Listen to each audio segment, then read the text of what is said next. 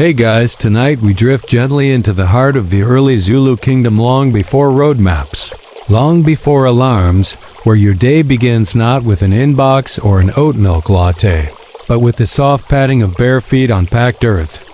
Stars are still blinking lazily in the southern sky, and a thin ribbon of wood smoke curls above the rondavels, those round, thatched huts that dot the hills like resting turtles. You are already awake, Dot, and that's not because you're especially motivated.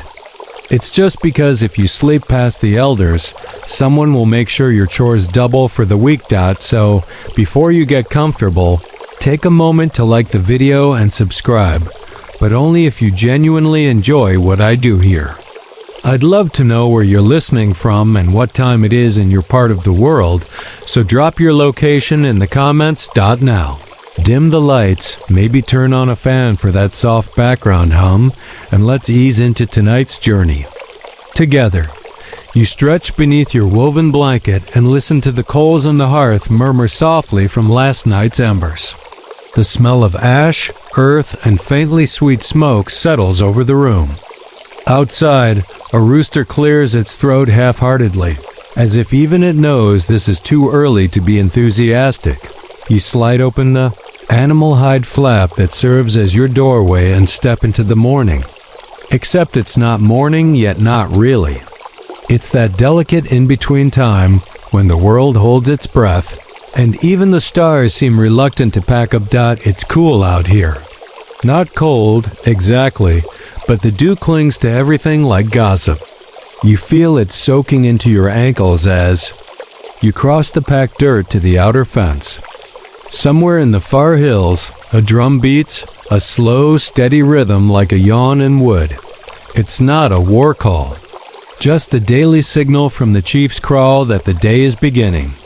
And, depending on your rank, this means it's either time to rouse the cattle or pretend to still be asleep. Dot, as a young warrior in training, you don't get many excuses. You're expected to show discipline. And that means being up before the cattle stir. Don't worry, at least you're not a chicken herder. No one talks about it, but the chickens are a nightmare. You crouch by the gatepost, running a hand across the smoothed wood. These fences are crafted carefully, woven from branches and scrub thorn, designed to keep predators out and livestock in. They've done the job for generations. As you breathe in, you notice the scent of cowhide, distant rain, and the ash from last night's fire lingering on your skin. The hills beyond the kraal glow faintly now, just a hint of silver creeping upward. That's your cue. Inside the village, you hear the first real movement. A child crying briefly. Someone sneezing loudly. The clink of a pot being lifted. You pass a cluster of sleepy goats with judgmental eyes. They always seem to know when you're late. You give one a wide berth. That one bites, and then you catch the scent that truly signals the start of your day. Not smoke, not dew, but cooked sorghum from somewhere nearby. Your stomach grumbles approvingly. It's not time yet, but the thought is a warm one. Dot, as you begin the short trek to the river, your feet find the familiar worn path without thought. In this pre-dawn hour, it feels like a dream path, lined by sleeping trees and whispering grass. The river waits dark, cool, possibly containing crocodiles, but always dependable. And here's your first historical fact of the night. Early Zulu society had a finely tuned relationship with time and nature. They rose not by clock but by cue's temperature, shifts, animal noises, and the rhythm of daily ritual. Historians argue whether this led to better sleep cycles or just a very punctual population, but either way, you are now part of that rhythm. You reach the water's edge. The river is wider than it looks from up high, and a light mist dances over its surface. You crouch, scooping cold water over your face. It's bracing. It also wakes up your sinuses with all the tenderness of a war horn. Your reflection ripples. In the dark pool, young, unscarred, a bit sleepy looking, honestly, but you look exactly how a warrior should look before breakfast. That is, damp, determined, and maybe slightly cranky. There are hippos downriver. You know this. You've seen the damage they do to canoes, but this section is shallow and peaceful. And besides, even a warrior needs to rinse the sleep out of his eyes without fear of getting yeeted by a river horse. And now for your quirky tidbit. Some oral traditions suggest young warriors used river stones to test their strength before breakfast, lifting them, balancing them, or chucking them into the water with unnecessary dramatic flair. Whether it was training or teenage boredom, no one really knows. You lean back, shake the water from your hands, and take a breath. The sky is warming. The stars are fading. And somewhere behind you, someone is shouting your name. It's time to head back. The fire needs tending, the sorghum needs grinding, and your breakfast isn't going to cook itself. But for now, you take one last glance at the water, at the mist sliding quietly over the surface like a ghost with no place to be. Day has begun, and it's going to start with porridge. You begin your walk back from the river slowly, the dampness still clinging to your calves and ankles like vines. The ground is soft underfoot, not muddy, but rich with the scent of early soil somewhere between moss and campfire ash.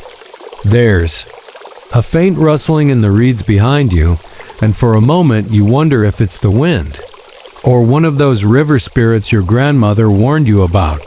Probably just a turtle. Definitely a turtle. You tug your cloak tighter, the cloth still stiff with last night's wood smoke, and follow the curve of the footpath back to your homestead. A sleepy goat bleats once annoyed you woke it up, and a group of guinea fowl flutter across your path like anxious kitchen staff, already arguing about seeds. The sky is shifting now. The stars have vanished completely, and a buttery blush of light is spilling across the hills. In the distance, a new sound rises, brooms sweeping, voices humming, and somewhere, the unmistakable clink of a pot lid being jostled. The village is waking. As you step into the compound, the sight greets you like it does every morning. Your family's rendezvous, circular, thatched, built from patient hands and packed earth. The structure is cool inside, even cozy, a perfect shelter against the sharp sun that will come later. But right now, it's all firelight and low murmurs. Inside, your brothers are still sprawled in a pile, arms over faces, limbs tangled. One is snoring with the proud gusto of someone who finished his chores early yesterday and will cling to that victory until breakfast. You let them sleep for now. You step carefully past the fire pit in the center of the rendezvous, embers glowing dimly under a veil of ash. A kettle is perched beside it, catching the heat lazily, as if even it knows the morning doesn't need to rush. Near the back wall, your mother is already seated, wrapped in a shawl, hair neatly bound, hands busy twisting fibers into cord. She doesn't look up. She doesn't need to. She simply says, "The pot's waiting." And it is a large iron pot, soot-streaked and blackened from years of faithful service, sits beside the hearth, half filled with yesterday's water. Your task is to refresh it, stoke the fire, and prepare for the ritual that is grinding the sorghum. Now, let's talk about sorghum. You crouch beside the worn stone slab, flat, smooth, and slightly concave in the middle, where generations have ground grain before you. Next to it lies the cylindrical grinding stone, heavy and cool to the touch. It's a humble setup, but there's a rhythm to it that's almost musical. You scoop a handful of dried sorghum kernels from the woven basket beside you. They clatter softly into the hollow of the slab like tiny promises. You lift the stone, shift your weight, and begin to grind. Push, drag, pause, reset. Push, drag, pause, reset. The sound is soothing in its own way, stone against stone, punctuated by the gentle snap of a nearby twig or a chicken indignantly scolding a child outside. The repetitive motion, the texture of the grain, The slow transformation from hard seed to coarse flour, it's as close as this society gets to mindfulness meditation. Here's your historical nugget. Sorghum has been cultivated in southern Africa for millennia. It's drought-resistant, nutritious, and versatile, used in everything from porridge to beer to ceremonial cakes. Historians still argue whether its importance in early Zulu culture was purely practical or deeply symbolic, given how often it appears in rites of passage and seasonal festivals. Now, the quirky bit? Some say the best grain grinders developed grooves in their thumbs, tiny calluses shaped by years of working the stone, like a signature worn into the skin. It wasn't exactly a badge of honor, but it was close. You glance up from your work. As your little cousin stumbles in, still half asleep, hair like a haystack, clutching a stick she's clearly declared as her new spear. She pokes your side with it and declares that you're too slow for battle.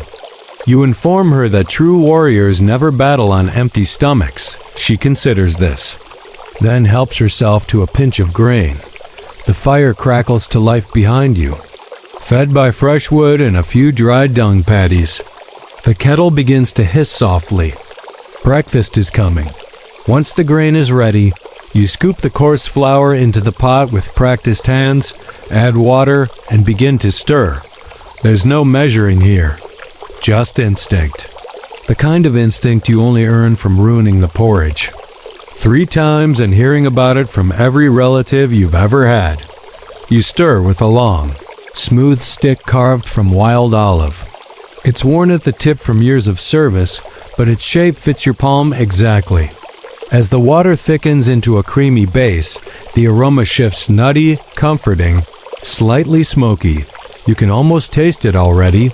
A few pinches of salt are added, not too much. Salt is precious, traded from coastal people or bartered from traveling vendors.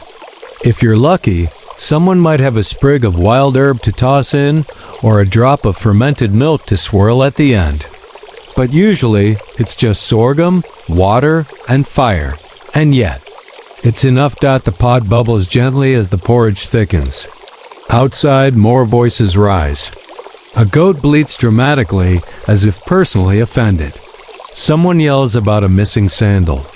Children chase each other in wide circles. Life, as usual, spins into gear.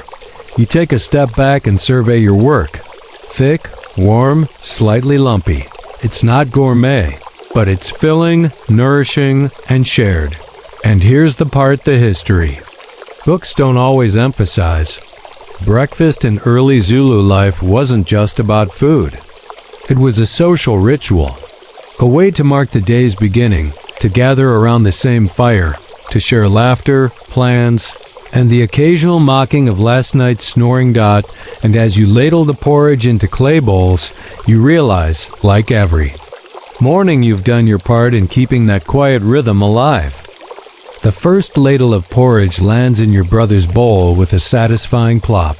He stirs it lazily, barely awake, eyes half-lidded, but he doesn't complain. He knows better.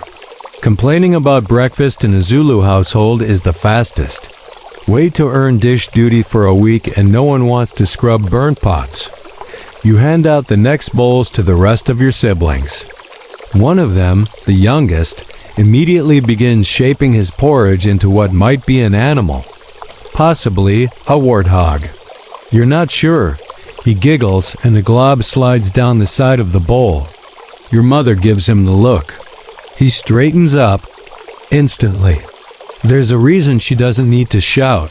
The firelight dances over everyone's faces as they eat. The heat from the pot warms your knees. Outside, the sky is fully awake now, painted in pale oranges and washed-out blues, as if the world's painter didn't quite finish the sunrise today, but figured it was good enough. You grab your own bowl last. That's the rule in many traditional homes. The one who serves eats last. It's not about martyrdom. It's about rhythm, about respect, about understanding your place in the circle. You sit down cross-legged near the doorway, back resting. Against the wall, bowl balanced in one hand, spoon in the other. The porridge steams gently. It smells like earth and wood and the faint tang of sour milk lingering in the air from a nearby calabash. That calabash, by the way, holds amasi fermented, milk that's somewhere between yogurt and sour cream. It's stored in a dried gourd or clay pot and kept cool in shaded corners. You scoop a spoonful over your porridge. It sizzles slightly on contact, the cold milk meeting the hot grain. The smell sharpens creamy, funky, almost cheesy. Your historical fact. Amasi wasn't just a dietary staple in the Zulu kingdom, it was deeply valued, especially among warriors and herders. Fermentation preserved the milk without refrigeration, and the bacteria added probiotic benefits long before anyone had a microscope to explain them. People knew it kept them strong. That was enough. Your first bite is warm and soft, the sorghum. Slightly chewy beneath the creamy tang of the amasi. It tastes like the earth, like the season, like every breakfast you've ever known, and yet somehow, still different. Now, let's talk about the KRAAL. Just beyond the outer fence lies the cattle enclosure, the heart of most homesteads. Cattle aren't just animals, they're status, currency, and connection. They're how families marry, how disputes are settled, how respect is measured, and they're also your morning alarm. You hear them now low moose, shuffling hooves, the occasional impatient snort. Your older cousin is already there, coaxing one of the bulls toward the milking post with gentle nudges and a firm word or two. You know the dance. You've done it plenty of times yourself. Once your bowl is clean, you scoop the last bit with a finger. Don't pretend you wouldn't. You rise and head toward the crawl. The air is different here. Warmer, riper, more alive. There's a smell that clings to the space between sweet hay and wet earth, with just a hint of this cow sneezed on something important. You don't mind it anymore. You find your spot and pick up the small wooden bucket, worn smooth from years of use. You settle beside the cow, legs tucked under you, forehead resting briefly against her warm flank. There's a rhythm to this too. Squeeze, tug, pause. Breathe.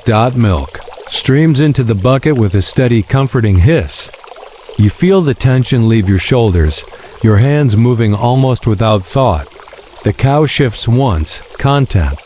The world shrinks to sound, warmth, and muscle memory. Now here's your fringe tidbit. It was believed that whispering kind words or singing softly to the cow during milking could increase the yield. Whether the cows truly responded to compliments or just enjoyed the attention is up for debate, but the tradition stuck around long after the science tried catching up. A fly buzzes lazily past your ear.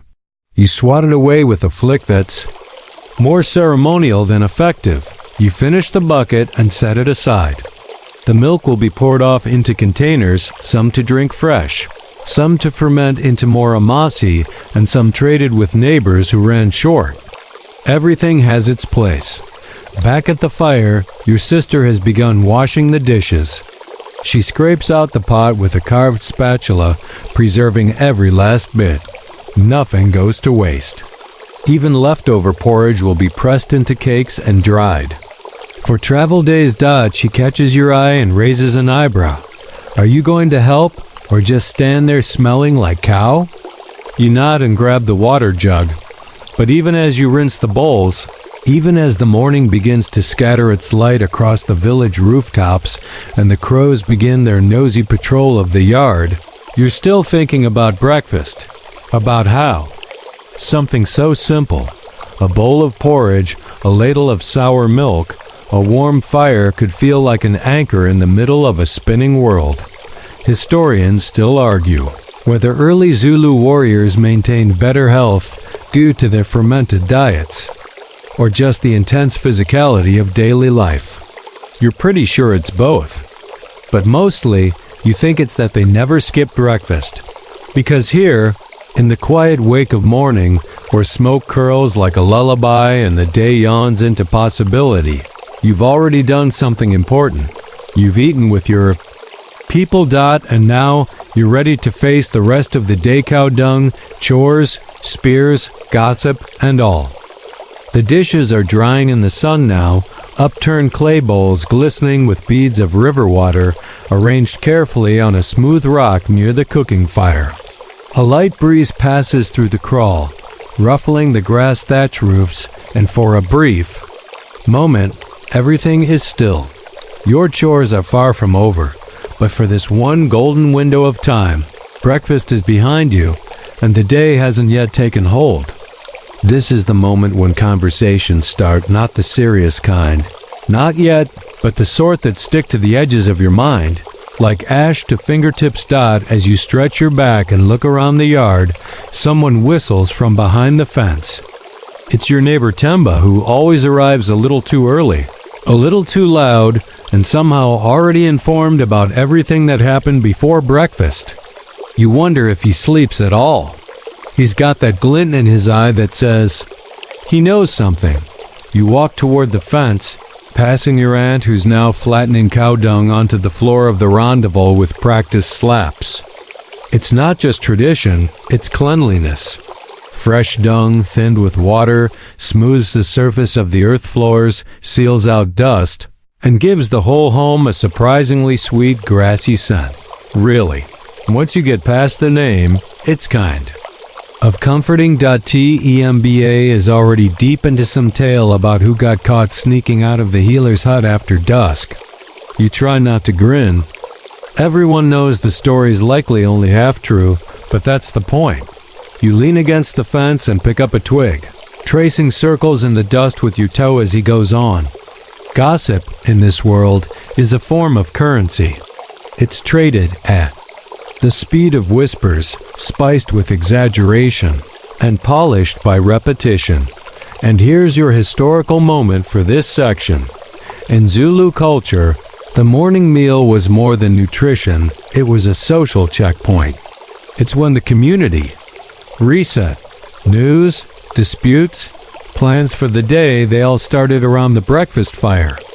Elders shared warnings, children overheard secrets, and warriors, like yourself, got the lowdown on the village's emotional weather. Temba eventually trails off and asks you the most important question of the day. Did you get amasi or just dry porridge? You smirk. The good stuff. He groans dramatically, clutching his chest like he's been mortally wounded by lactose envy. You both laugh, and before long, a few more young men drift over.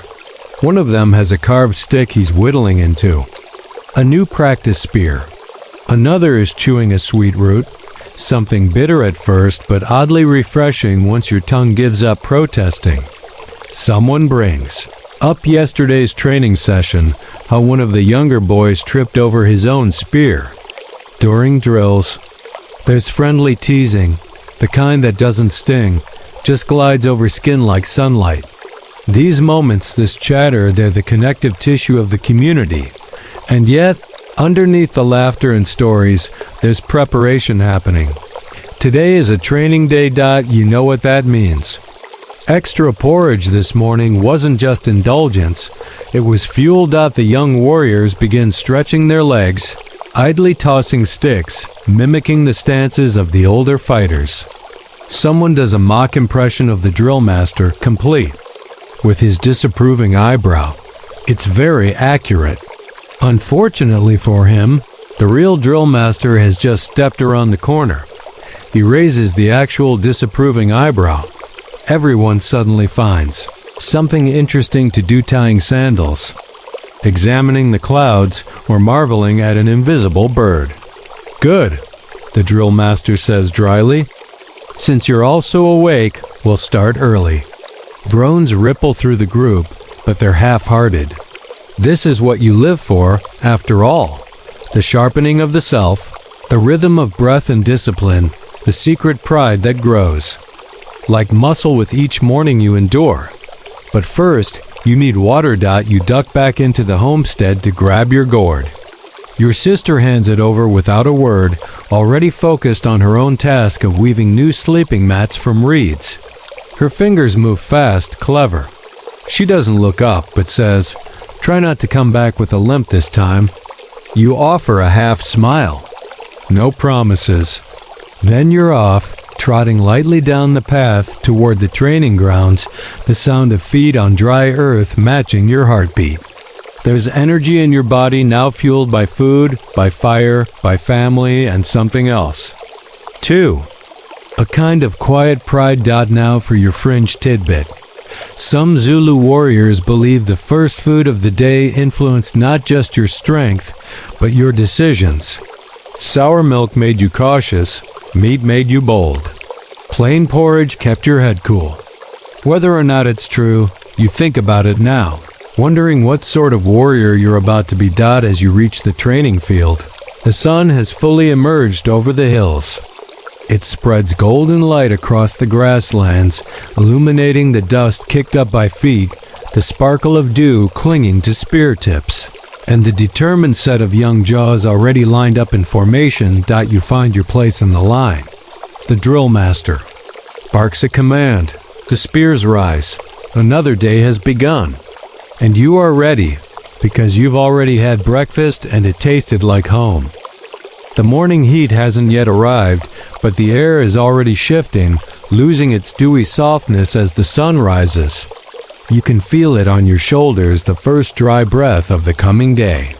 It's the kind of heat that bakes into the ground, makes your sandals stick to the dirt, and reminds you not to skip water breaks, but right now, it's just cool enough to move comfortably.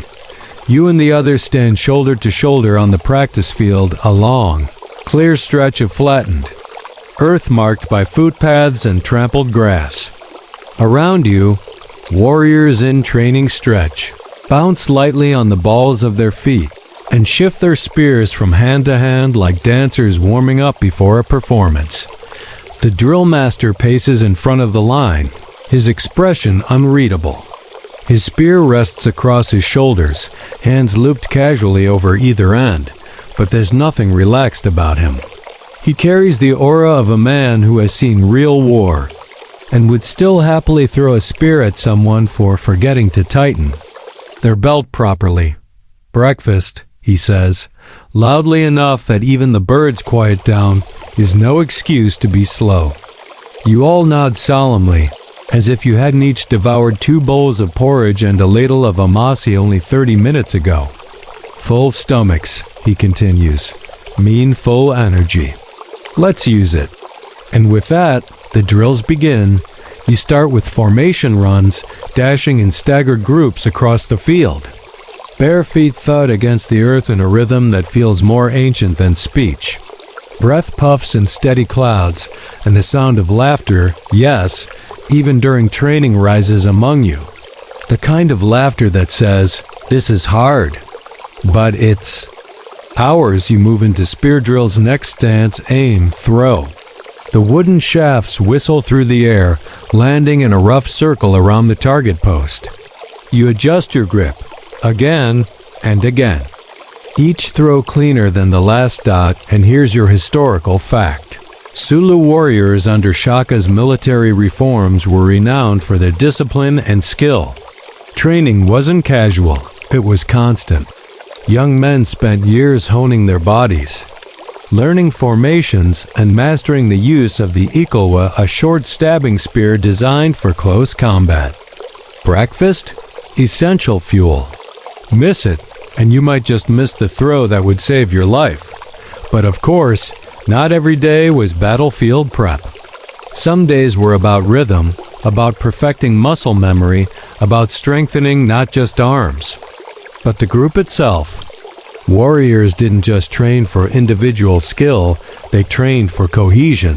And now, for your quirky tidbit, oral tradition says that some groups of warriors would chant their favorite foods during drills.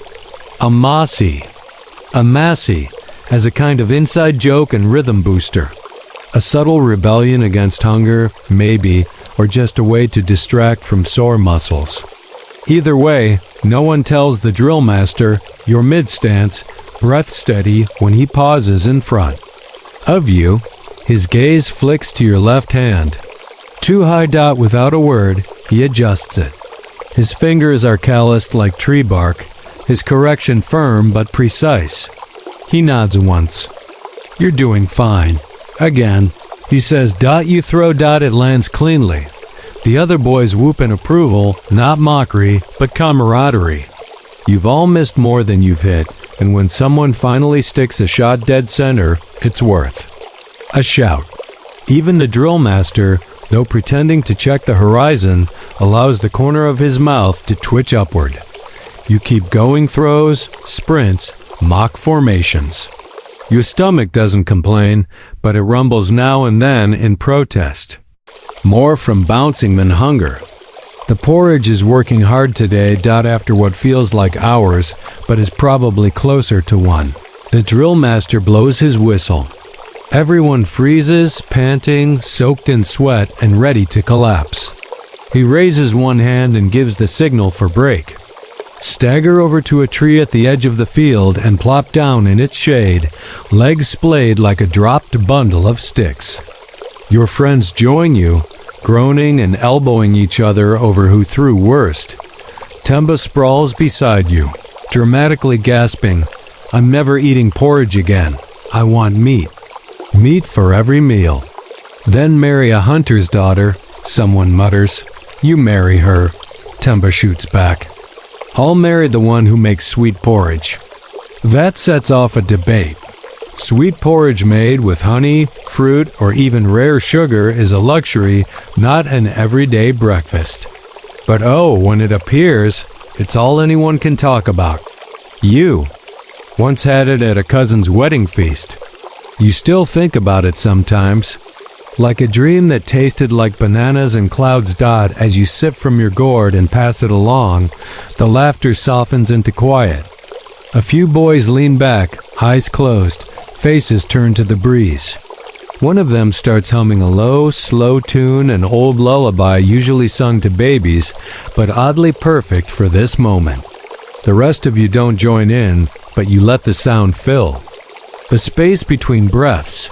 Historians still debate how much of Zulu military training was structured versus improvised, how much was strategy, and how much was passed down through gestures, gains, and repetition. But one thing's certain, training wasn't just about fighting. It was about belonging.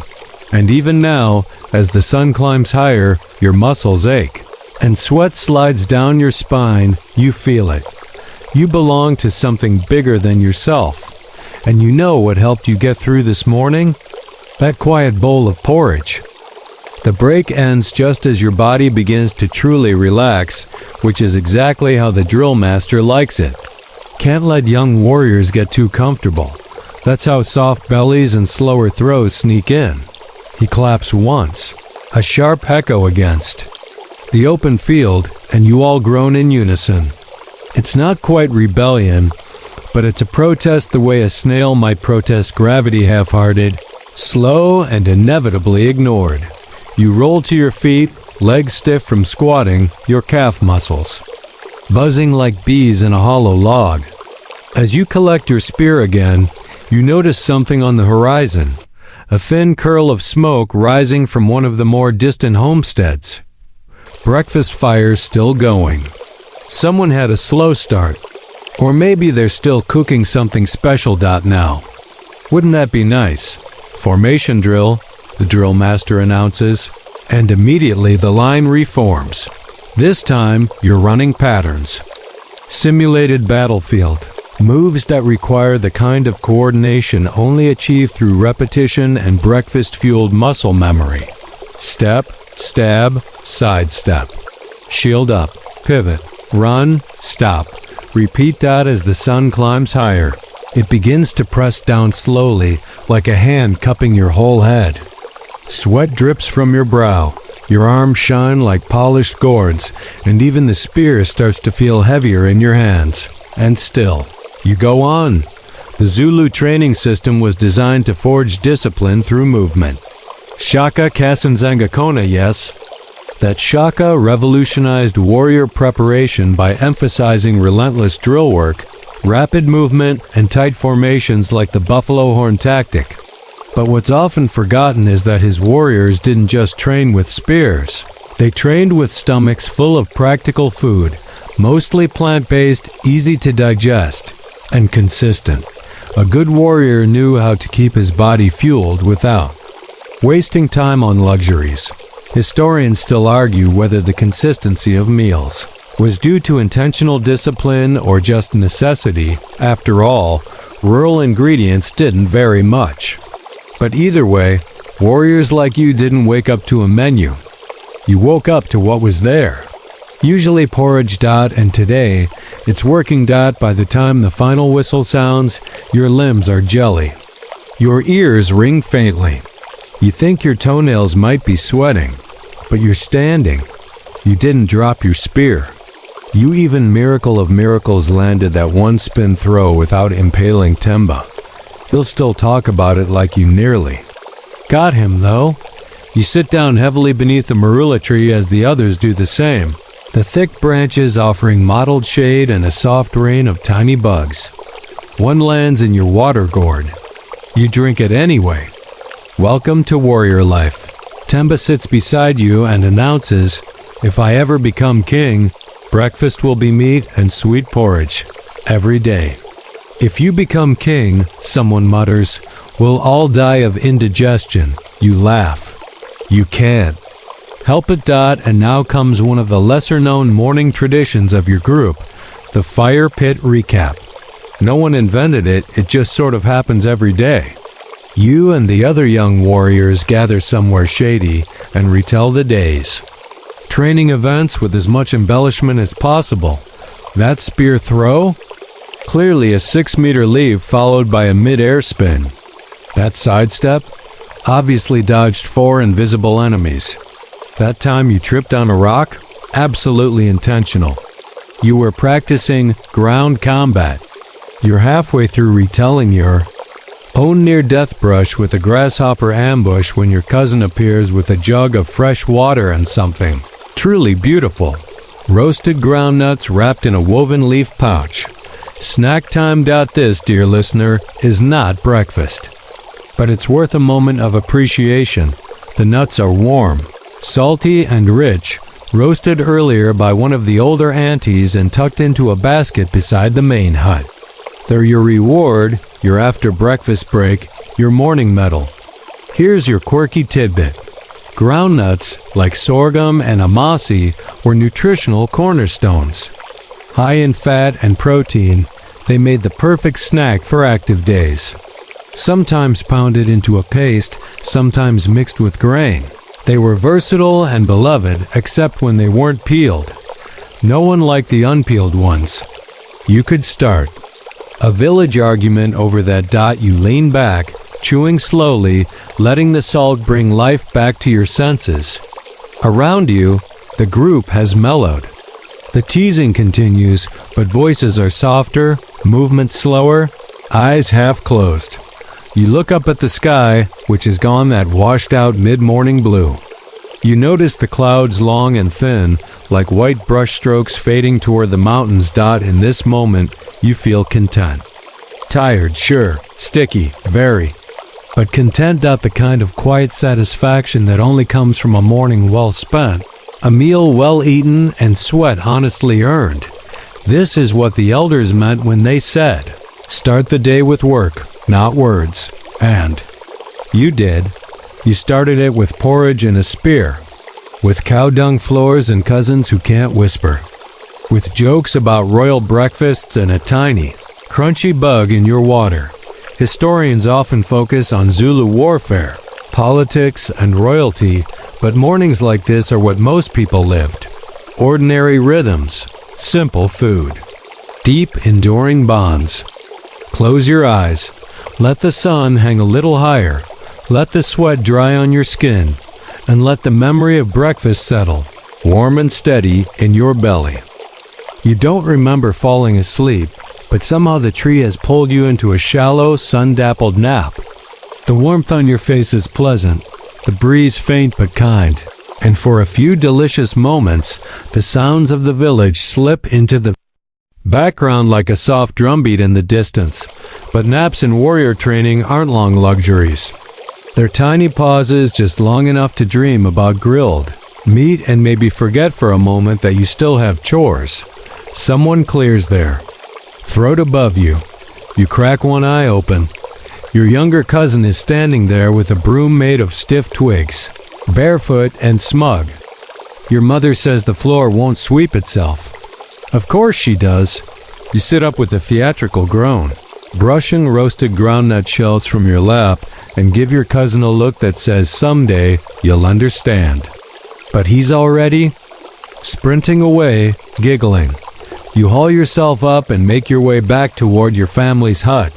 It's late morning now, the sun climbing high and bold, casting short shadows and stretching the scent of earth and dung across the yard. Yes, dung. You didn't mishear that earlier. It's chore time, and today, your job is floor maintenance. You duck inside the rendezvous and immediately feel the temperature drop. The packed clay walls hold the coolness from the night, while the thatched roof lets just enough light in through tiny, controlled gaps.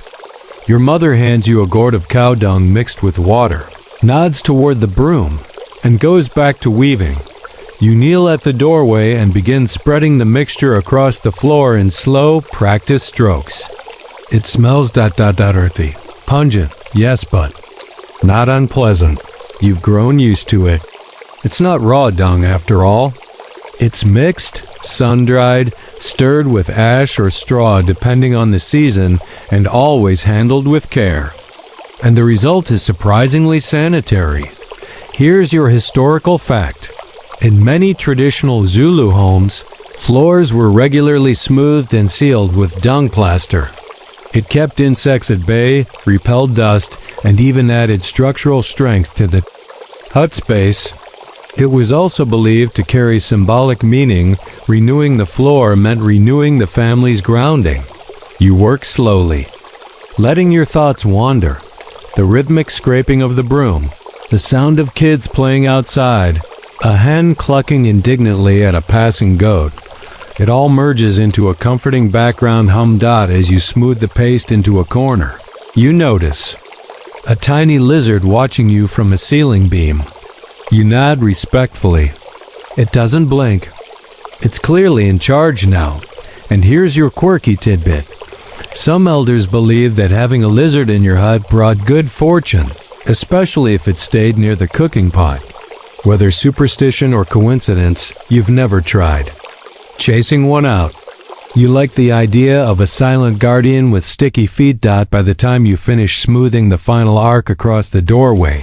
Your legs ache from kneeling, your fingers smell like wet earth, and you've somehow managed to splash a bit onto your ankle. But the floor looks good, shiny, clean. Grounded. You step back and admire your work. Then you do what any proper warrior would do in this situation. You go outside and wash your hands in the nearest bucket like your life depends on it. And as you're rinsing your arms, another smell drifts through the air. One you weren't expecting at this hour. Meat. You turn your head and squint toward the cooking area. Sure enough, there's smoke rising from your neighbor's fire, not the usual soft breakfast smoke, but thicker, heartier, sharper. That's not porridge. That's roasting meat. Your stomach, which just a few hours ago declared it would never need food again, does a full somersault. You follow your nose a few paces before pausing. It's not your household, but you're not above loitering nearby and pretending you happen to be walking past. And as you loiter very casually, of course you see them, your neighbor's uncles, preparing strips of meat over an open flame, likely left from yesterday's hunt. Thin slices, skewered on sticks, roasted slowly until the edges curl. You nod respectfully, wave as if you weren't sniffing the air like a hyena, and continue on your way. Here's something most people don't know. Morning meat was rare in early Zulu villages unless there'd been a feast, a ceremony, or a particularly generous hunt. Most days, protein came later or in preserved forms like dried biltong.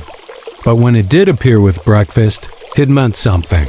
Historians still argue whether breakfast meat was strictly ceremonial or sometimes just celebratory. Some say warriors were rewarded with meat after a good hunt. Others suggest it was shared during family rituals or days of transition. Whatever the case, it wasn't your average Tuesday fare. You head back toward your own kraal, but not before. Running into your uncle, who gives you a freshly roasted marrow bone and says, "Because you didn't fall over during training today," you blink. That's oddly specific praise. You take the bone with reverence. It's still warm, and when you bite into it, the soft, fatty marrow melts on your tongue like sun-warmed butter. You sigh aloud. Maybe this is what royalty feels like. The taste is rich, deep, and laced with smoke. A whole different universe. From porridge, but no less important. And just like that, breakfast isn't over after all. It's a slow unfolding, one fire, one flavor, one unexpected moment at a time. You chew thoughtfully, toes wiggling in the dust, and realize something. Funny, you're going to be hungry again in 2 hours. The marrow bone finishes far too quickly. You hold it for a while, sucking every last thread of flavor from its hollow center like some sacred ritual, which, to be honest, it kind of is. Then you toss the clean, gleaming piece into the pile of firewood by the hearth. It will be used again, maybe to stir a pot, maybe as part of a game the younger kids invent involving chickens, clay, and chaos. You wipe your hands on your tunic and step into the yard, the sun now fully overhead, slanting. Hot golden rays across the homestead. A dog wanders past, tail wagging lazily, clearly on its way to investigate the smell of roast meat. You nod at it. It doesn't nod back, but you both understand each other.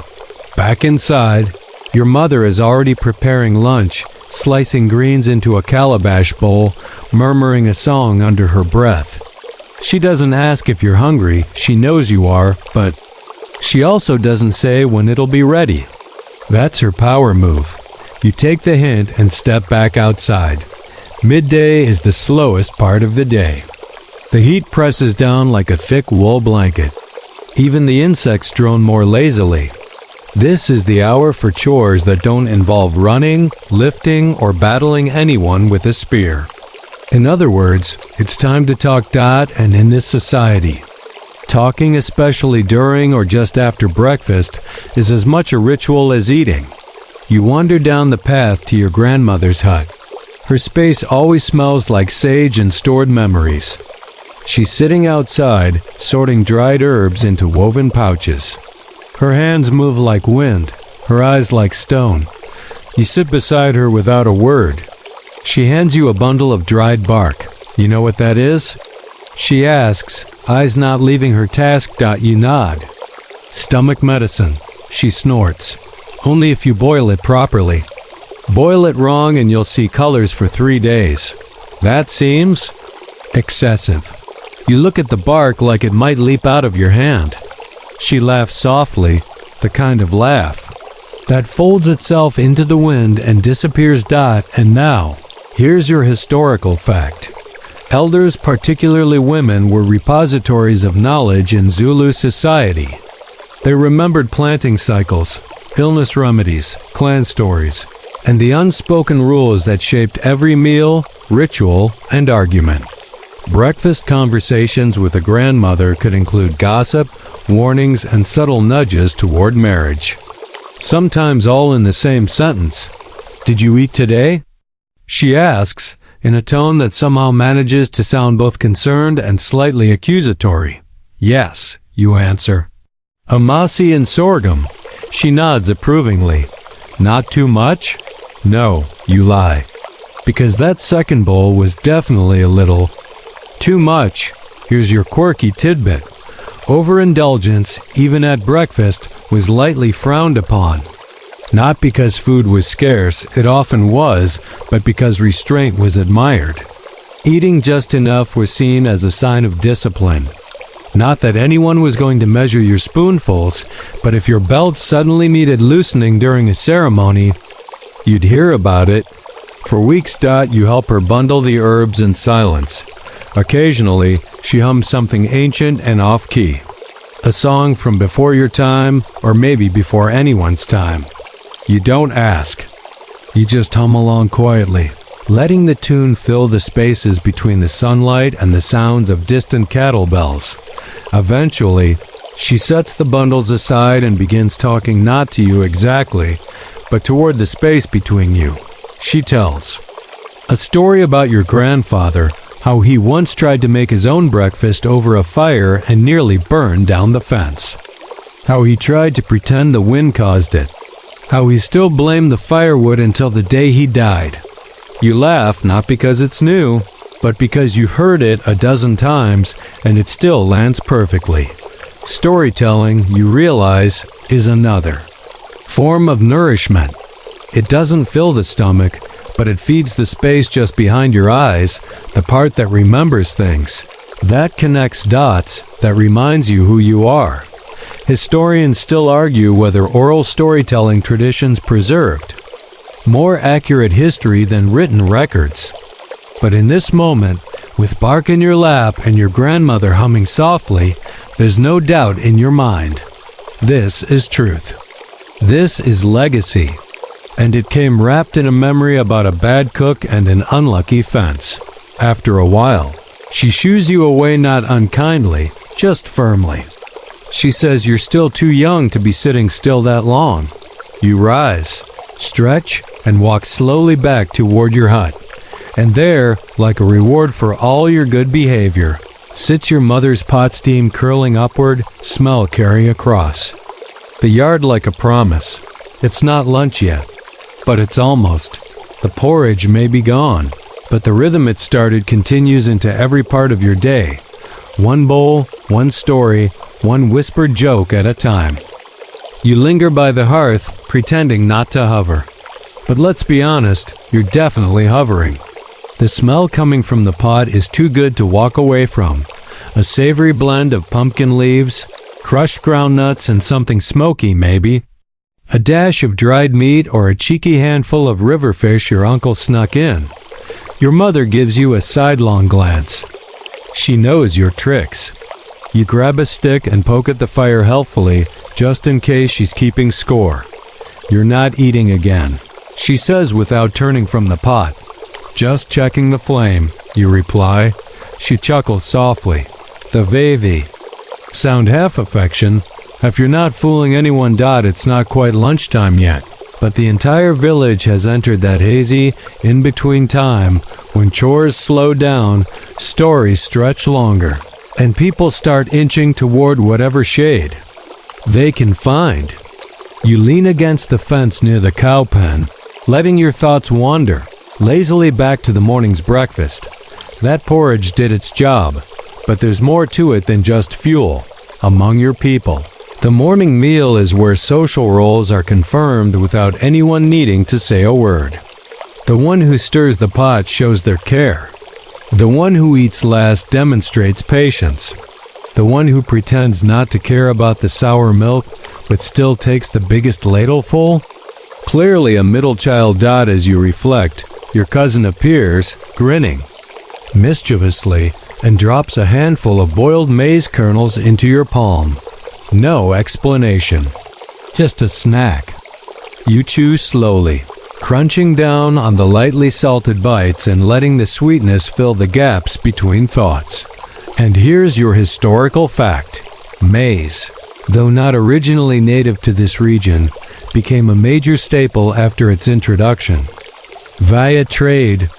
But even before maize's rise, Zulu people cultivated sorghum and millet extensively.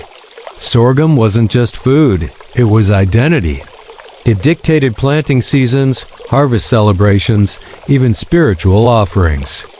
The morning bowl was never just a bowl. Now for a quirk, some homesteads flavored their morning porridge by stirring it with a scented stick, usually cut from wild herbs or certain aromatic bushels. Not enough to season it like a soup, just enough to nudge the flavor, to give the nose something interesting to do while chewing. You once tried it yourself with a stick from a flowering bush. It did not end well. Let's just say everyone coughed for 10 minutes and your aunt made. You sweep the yard in apology. A pair of chickens strut past you now, feathers puffed out with importance, pecking for stray grains. They cluck with the righteous fury of beings who live in constant fear of being eaten and respond by making more noise. You consider briefly whether a chicken has ever sat down and reflected on its breakfast habits. Probably not. You glance toward the communal yard, where a few elders sit under a large tree, playing a game with pebbles and a carved board. One of them, your great-uncle, calls out a greeting. You wander over, still chewing, still pretending not to be watching the food pot from afar. They wave you into the circle, clear a spot, and make you play. You lose immediately, of course, but that's part of the game. You suspect they have secret rules they don't teach the younger generation just to stay undefeated. Have you eaten? One of them asks. You nod. Porridge and amasi. And marrowbone. The group lets out a low whistle of approval. That's a solid breakfast. Still growing, one of them says, nudging your elbow. If you're lucky, you'll be as tall as your grandfather, or as slow, another mutters. Laughter follows. There's a rhythm here, too. A breakfast ritual of teasing, of memory, of gentle correction slipped in like seasoning. One of the elders warns you again not to lean on your left side when eating porridge. It supposedly causes bad dreams. No one argues. Even if it's superstition, it's worth avoiding just in case. Historians still debate how deeply traditional Zulu meals were tied to unspoken rules. Some argue that every act around the fire, who ladles, who eats first, who stirs, was steeped in quiet hierarchy. Others believe it was more about intuition and respect than rigid order.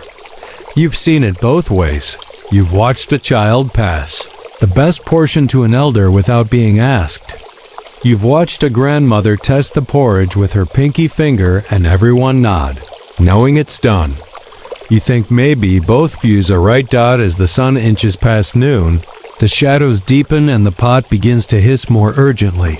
Your mother steps outside and waves you back toward the hearth. Come eat, she says, while it's still hot.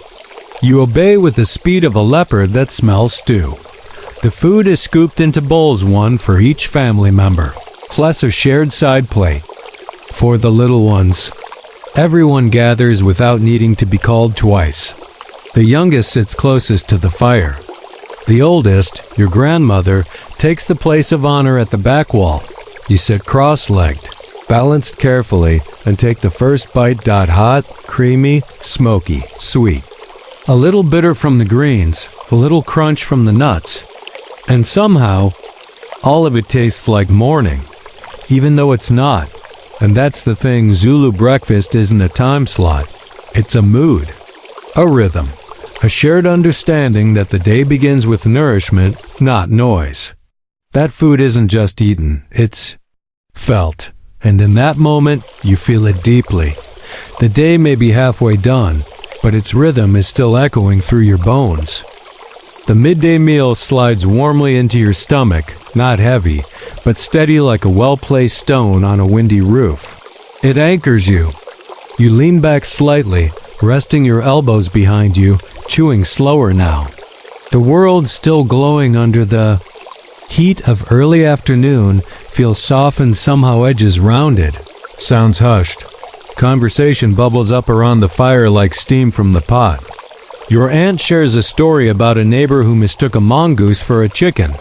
Your uncle interrupts every 2 sentences to improve the story. By the end of it, the mongoose is wearing feathers and clucking. No one believes it. Everyone laughs. Anyway, that's the magic of the post-breakfast circle. Shared food creates shared space, and shared space makes room for stories, jokes, even a little light gossip. Not the malicious kind, the sweet kind. The kind where someone tripping into a cooking pot is retold for generations with sound effects and hand gestures. As you set your empty bowl aside, you glance across the yard where your father and two of the older men are discussing fence repairs.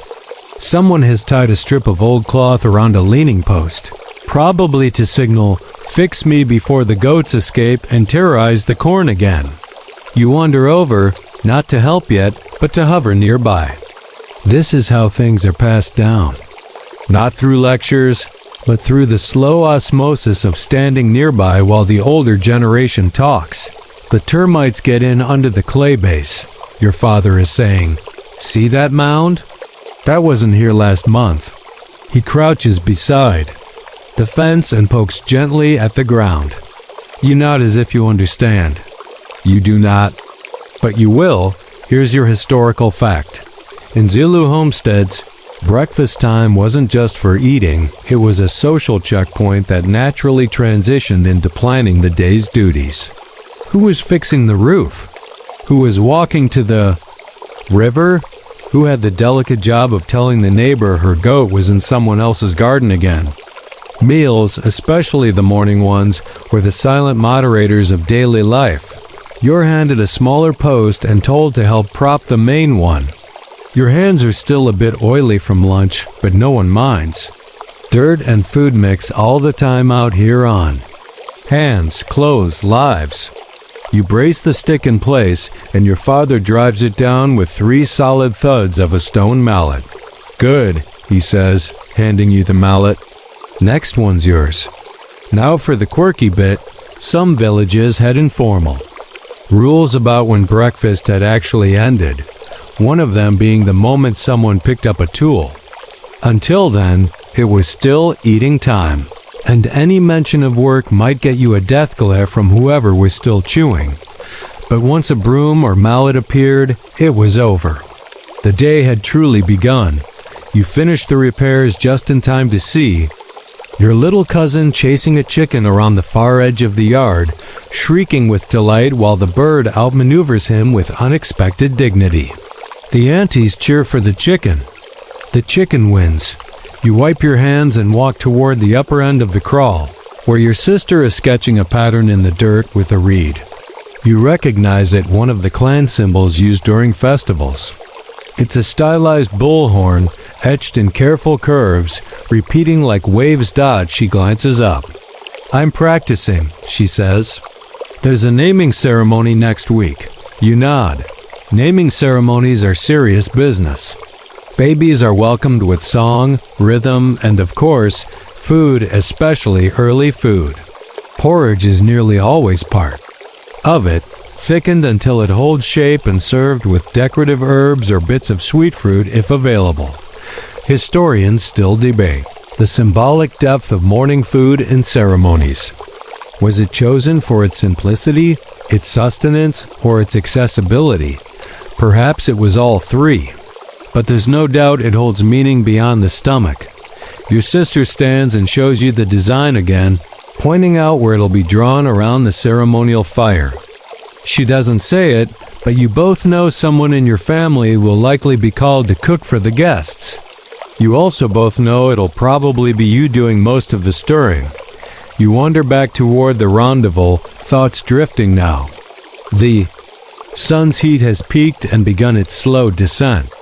Shadows are stretching longer. The air feels heavier, ripe with the coming stillness of evening. You pour yourself some water and sit quietly beside the fire pit. Now cold, the coals gray and soft. You poke at them with a stick. One ember glows faintly, as if surprised to still be alive. And then you hear it. The song, faint, carried on the wind, echoing from somewhere beyond the hills. It's not a war chant or a ceremony. It's the communal grinding song, the one the older women sing when preparing grain for the next morning's porridge. A soft rhythmic hum, rising and falling with the motion of stone on stone. Push, drag, pause, reset. Just like your hands did at dawn. You listen for a while. Eyelids heavier than you expected, body content and tired in that perfect balance. The Day is still unfolding? Yes, but something about that distant song, that quiet call to prepare again, roots you in time. Breakfast was hours ago, but its rhythm is still singing through the hills. The grinding song continues faintly in the distance, its rhythm steady, predictable, almost like breathing. You close your eyes for a moment and let it wash over you, the way the wind sometimes carries warm air down from the hills, wrapping itself around your shoulders like a light shawl. Then a shout. Warrior food inspection. Your eyes snap open. Temba again. He stands in the middle of the yard holding a stick in one hand and a clay bowl in the other, his posture absurdly upright, his voice booming with the seriousness of a royal guard. I must inspect the quality of the porridge consumed this morning. You groan. You're hours late. Breakfast never truly ends, he says, strutting closer. It merely digests. You throw a pebble at him. It misses. He takes that as permission to sit. What did you eat? He asks, as if he hasn't asked this 3 times already today. Same as you reply. Sorghum, amasi, marrowbone. He sighs, still thinking about the marrowbone. We all are. You both fall into a comfortable silence, watching a group of younger boys practicing spear throws with short sticks and a crooked line of termite mounds as targets. One of them lands a shot that actually sticks upright in the mound. Cheers erupt. The boy does a small victory dance that includes falling flat on his back. Graceful, Temba mutters. Like a feather, you agree. And now you're historical. Fact. Zulu warriors, especially in training age, followed relatively simple diets, high in fiber, rich in plant protein, with animal fats reserved for key meals. While their physical training was rigorous, their food was meant to sustain, not impress. The most consistent items? Sorghum, fermented milk, seasonal greens, and dried or roasted meat. But what's often overlooked is that these meals weren't just refueling stations. They were community checkpoints. You didn't just eat. You checked in, you told stories. You were seen. Hey, Temba says, what would your dream breakfast be? You pause. Like real or fantasy? Fantasy. But it still has to be something from the village. You think for a moment. Sweet porridge with groundnut paste and warm milk, not sour. With a slab of grilled goat liver, perfectly salted and wrapped in hot leaves. Temba raises an eyebrow. You've thought about this before. Every morning. He nods, clearly impressed. Mine would be roast plantains brought from the coast, still hot, pounded into a mash with honey. Then some dried fish, crisped over flame. Too coastal, you say? Too delicious, he counters. Here's your quirky tidbit. In more festive or intertribal settings, warriors would sometimes be treated to imported foods from neighboring regions, salted fish, rare fruits, or honeyed roots.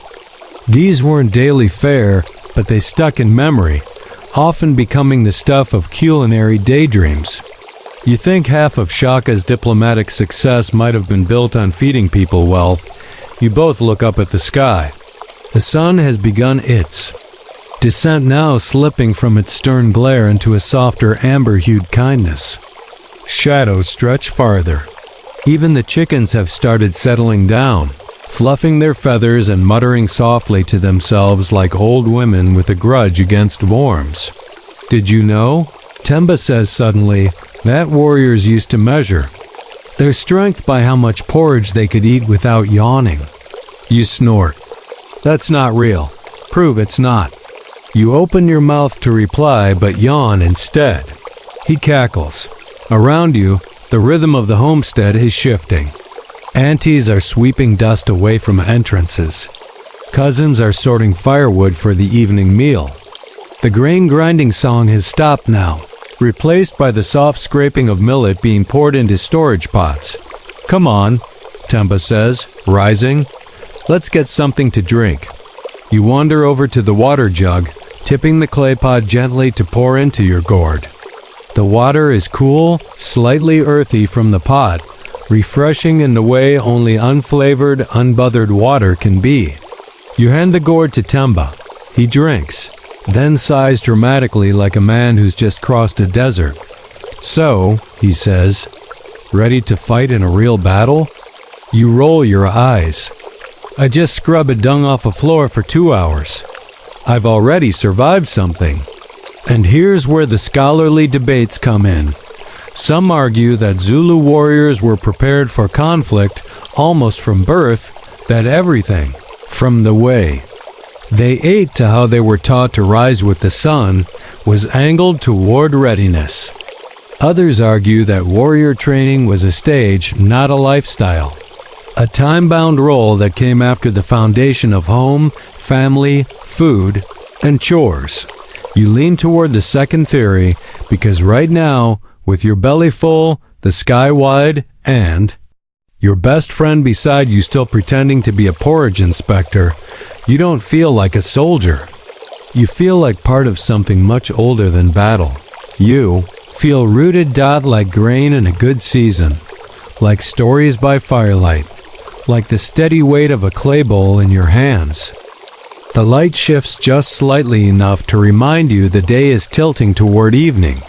There's a golden tint now, softening the edges of the huts, casting the millet fields in a kind of sleepy glow. You and Temba stroll toward the edge of the homestead, where the grass gives way to training grounds still littered with practice sticks and the occasional sandal someone definitely forgot in a moment of dramatic defeat. This isn't official training time now. This is the free training time, which, ironically, often turns out more intense. You grab a stick from the ground lighter than your usual spear, but good for quick throws. Temba does the same. With a glance and no words, you both sprint to opposite ends of the field, turn, and charge. The clack of wood on wood echoes into the hills as you spar nothing too serious, more like dancing with intent. Each move is punctuated by a sarcastic jab or a muttered critique. Your elbows up. You say, "So is your ego." He replies, clack, step, twist, laugh, duck. The others begin to notice and trickle in first 2, then 4, then 7 young. Men ready to play fight their way into sore limbs and minor bruises before sunset.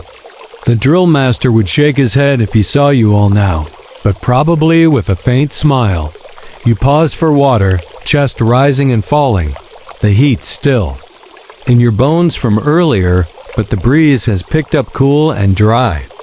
You lie back in the grass, letting the dirt cling to your skin, the fading sunlight painting everything in sleepy hues of yellow and brown dot, and as you lie there, staring up into the slowly deepening sky, your mind wanders back to the meal that fueled your morning, to the smell of sorghum steam, the tang of amasi, and the way your fingers knew exactly how long to stir without even thinking. It's funny how something as simple as breakfast can wrap itself around a day so tightly. Now for your historical fact. Zulu warriors were not allowed to eat indiscriminately. Meal portions, timing, and ingredients were often regulated, especially during times of preparation or active campaign. Certain foods were believed to calm the mind, while others stirred the blood. Amasi, for instance, was sometimes avoided just before battle due to its heavy, sedating effect. But the same dish could be prized on the days following combat for its restorative qualities. It was food with strategy. And now, a quirky tidbit. Some warrior groups had informal superstitions about breakfast routines. If the porridge was too thin, it meant the hunt or battle would go poorly. If a pot cracked while cooking, it was a sign to stay home. You've even heard tales of a man who refused to eat from a round bowl after a failed skirmish. He insisted.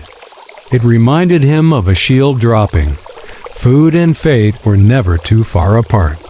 You sit up slowly, brushing dried grass from your arms, as someone behind you yells, Last one to hit the tree post has to clean the gourd. Groans erupt, then laughter. And another chase begins. You don't run this time. You let them go. The gourd is clean enough, and besides, someone needs to sit and just listen to the wind. From your perch on the edge of the field, you can hear the quiet rhythms of the village winding down, mothers calling to children, pots being rinsed, firewood snapping in the hearths. You hear the first crickets begin to tune themselves in the underbrush. One cow lowing, a baby giggling, a song rising from the far hut where an old uncle still thinks he can sing in tune. You take a breath. You feel every muscle from your ribs to your toes worked, used, slightly sore, and very much alive. And this stretch of the day, this afterglow of movement and memory is held together by one quiet truth. It started with breakfast. The right food. The right pace. The right people around you. You wonder briefly if warriors in other parts of the world feel this same tether, that tug in the gut, not just from hunger, but from tradition. From the way a morning meal sets the tone for who you'll be that day. Historians still discuss how deeply early morning rituals shaped long-term behavior. Did warriors rise better prepared because of training, or because they began their day with the same grain, the same bowl, the same song sung softly by a grandmother near the fire? You think it was both. You walk slowly back toward the center of the homestead as the last light slips behind the hill. The boys are heading home now, laughing, arguing about who had the better stance, the better throw, the best excuse for missing the termite mound. Temba lingers just long enough to toss a stick lightly toward your shoulder. It bounces off. You still owe me a sweet porridge breakfast, he says, in your dreams. You reply, I will dream about it, he says proudly, and you both laugh. Because of course you will. You enter the homestead again, where a second fire is already being prepared, where dinner is stirring to life, and the smell of roasted squash mixes with the fading echo of your morning porridge. It's the end of the day, but the beginning is still with you. Night hasn't fallen yet, but it's crouched at the edge of the sky, waiting patiently. The golden tones of the day shift into deeper blues and dusky purples. The air cools, not sharply, but gradually, like someone slowly wringing the warmth out of the wind. You sit near the fire again, this time not for breakfast, but for its sleepy cousin, the evening cook-up. The fire pops with rhythm. The pot is different now, larger, blackened from many nights, filled with tougher roots and thicker stews meant to hold through the night. No rush here. Dinner can take its time. Your legs are sore, your arms heavier than they were this morning, and your thoughts a bit slower, smoothed out by the rhythm of a full day. You press your hands against the warm earth and tilt your head back. The first star appears. Someone behind you says, "That one is the hunter's eye." You don't need to look. You know the voice. It's your older cousin, Cousin Afi, who always speaks like he's quoting something even when he's not. That star watches you eat, he adds. If you don't finish your food, he tells the ancestors. Maybe the ancestors should try our porridge before judging, you reply. He laughs. They probably invented it. You shift slightly and look around. The homestead is quieter. Now less motion, more murmurs. Chickens are roosting, kids are inside. The elders are sitting in a circle, swapping bits of wisdom wrapped in jokes. Letting the day unwind. And then you spot something. Your little sister crouched beside the granary, chalking a design into the dirt with the same stick she used earlier. You walk over, slow and quiet. What's that? A story, she says simply. She shows you the symbols, a sunrise, a bowl, a zigzag line for fire, and what might be a spoon or a snake. Hard to tell. It's the day, she says. You nod. It is. Here's your historical fact. Zulu children learn not just through instruction, but through imitation. They watched the rhythms of daily life and replicated them, First in play, then in practice, then in purpose. Breakfast preparation wasn't assigned to girls or boys exclusively. Rather, roles emerged by proximity, by interest, and by subtle. Family tradition. Your sister, barely taller than your elbow, already knows the pace of morning porridge, how much water, when to stir, and when to move the pot from the flame without being told. Someday she'd do it without thinking, but for now, she draws. Where's the part where you spilled the milk? You ask, pointing at her diagram. I didn't, she says, with far too much conviction. You grin. She grins back, and now you're... Quirky tidbit. Some villages use chalk symbols or etched stone carvings to record harvests, special meals, or even shared jokes. These weren't formal scripts, but they told stories, tracked blessings, marked family humor. They were meals etched into memory. Literally. You stand and stretch again, shoulders popping faintly. The firelight catches your face and warms one side of your body while the other leans into the breeze. You walk back toward the cooking fire where dinner now bubbles like a slow drumbeat. Your mother's voice cuts through the soft conversation. Tomorrow, someone wakes early. There's still sorghum to grind. All heads turn to you. Of course. You raise your hands in mock surrender. Fine, but someone else is fetching the water. That's what the chickens are for, your father mutters. You all laugh again, gently, tiredly. The kind of laughter that makes its way into your muscles and tells them you've earned rest. The meal is served. This one's different from breakfast.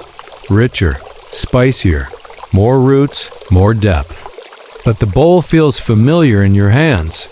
Round, rough-edged, slightly warm even before the food hits it. The texture of tradition. You take your first bite, and something strange happens. You think of the morning. Not because you're comparing flavors, but because your body remembers the warmth, the fullness, the small victories held inside each spoonful. Breakfast didn't just feed your stomach. It prepared you. And here's the scholarly debate of the night. Was the early Zulu diet designed for survival or strategy? Some argue it's purely utilitarian. Easy crops, minimal tools, predictable results. Others say the consistency, the simplicity, the timing all point to a deeper system of balance. Food that syncs with body, season, and spirit. You don't know the answer. But as you eat beside your family, full of root stew and laughter, you feel aligned. 1 star becomes 5. Then 10. The sky breathes deeper. The fire crackles again. Dinner settles into your belly like a second rhythm slower. Grounding, final. And still. You taste the echo of the morning bowl. It's not hunger anymore. It's memory. It's home. It's the knowledge that tomorrow, just before sunrise, it will all begin again with dew, with grain, with smoke, and that first ladle of porridge. Dinner fades like a good song, slowly, comfortably, trailing off into the quiet hum of nighttime conversation. You lean back against the hut wall, bowl resting on your knees, the last bit of stew clinging to its curve. Around you, spoons clink. Softly, the fire hisses with occasional bursts of flame, and someone's telling a story involving a leopard, a very nervous goat, and a pot of stolen grain. It's completely made up. But no one interrupts. Why would they? The stars are out in full now. Not just the bright ones, either those faint clusters way off at the edges of sight, barely more than whispers. The kind of stars that only show themselves when you sit still long enough. You do. From the granary comes the low thunk of the stone mill.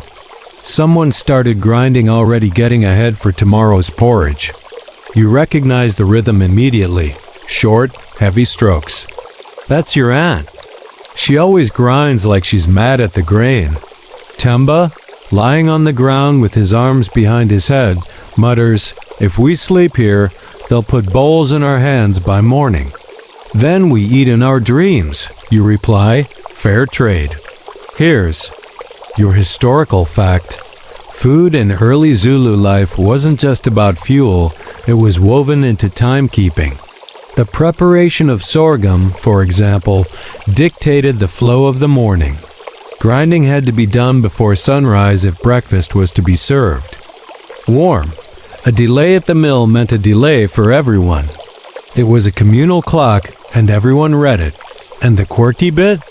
Some families claimed they could identify each grinder by sound. The way the hand moved, the weight applied, the beat between strokes, it created a rhythm as unique as a voice.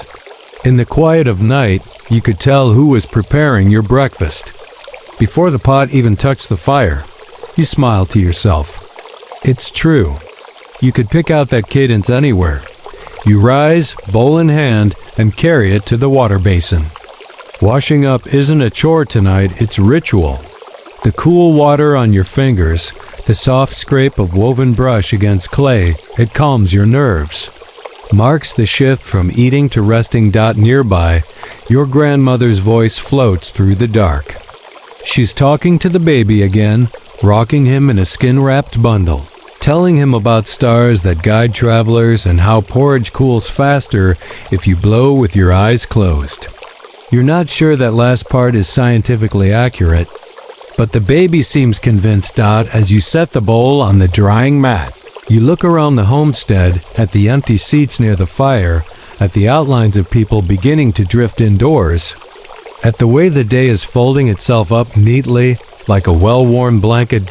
Now, your thoughts drift to Shaka Zulu. Not the warrior legend, not the battlefield tactician, but Shaka, the reformer of routine. Under his rule, meals for military units became tools of control. He standardized diets, centralized grain stores, even imposed eating schedules to promote uniformity and discipline. It wasn't glamorous, but it worked. And it shaped a generation. Historians still argue whether these reforms improved the lives of everyday warriors or simply made them more efficient machines of war. Some say Shaka's system robbed them of choice. Others say it gave them predictability in an unpredictable world. You lean toward the latter because you've seen what that morning porridge does. Not just for your body, but for your mind. The way it centers you, grounds you, gives you a known moment in a day full of unknowns. You head inside your hut, ducking under the low door frame. The coals in the hearth are still glowing faintly orange under a skin of gray. You lie down on your woven mat, pull the blanket over your shoulders, and settle into the familiar creak of the floor beneath. Your sister rolls over in her sleep and mumbles something about salt. You make a mental note to ask her in the morning.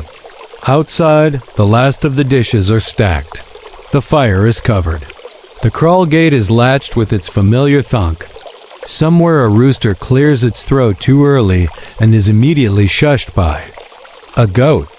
The stars blink slowly, and just before sleep pulls you under, your mind returns to that first bite-hot porridge, soft grains, cold amasi. You don't remember much after that. Just warmth. And quiet. And the knowledge that when you wake, again, the morning will be waiting with smoke and grain and rhythm.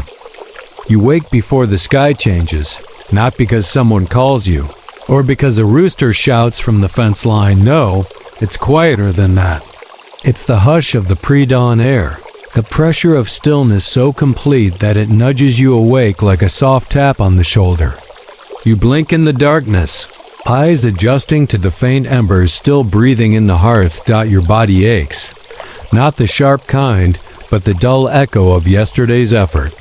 It's a reminder that you moved, trained, built fences, carried wood, laughed hard, and ate well. You sit up slowly, pulling the blanket aside.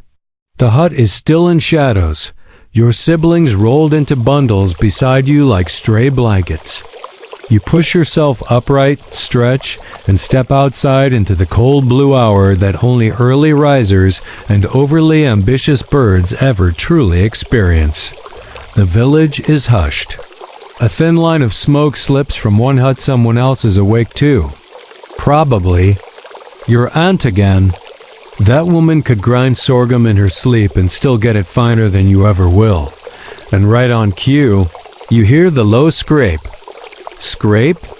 Scrape of the millstone, pulsing like a heartbeat through the ground. You smile and turn toward the store hut, where the grain is kept.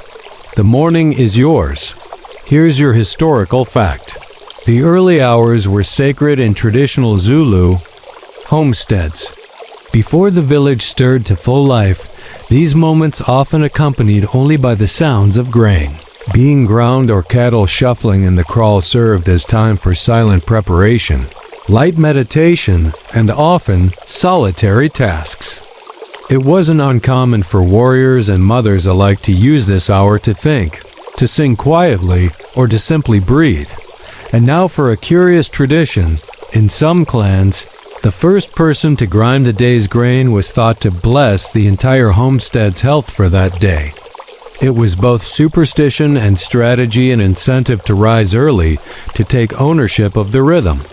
You arrive at the storage hut and lift the basket of dried sorghum. It's lighter than it looks, but the motion wakes your arms fully. You carry it carefully to the grinding slab just outside the kitchen hut and pour a portion onto the stone. The kernels bounce and settle like little promises. Then, stone to stone, push, drag, lift, breathe.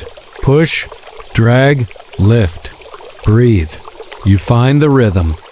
Almost immediately, your body remembering faster than your mind.